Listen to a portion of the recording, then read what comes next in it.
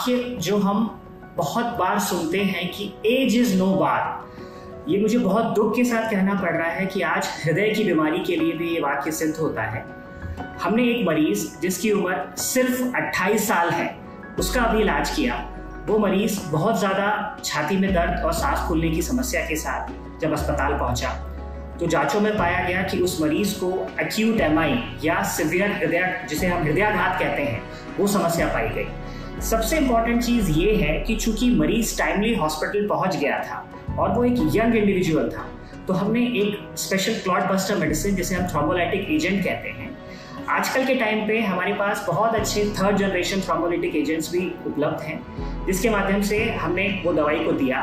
और 24 घंटे के बाद मरीज पूर्णतः उस दर्द और बाकी समस्याओं से पूर्णतः ठीक हो गया था। और जब फाइनली हमने पेशेंट को एंजियोग्राफी के लिए लिया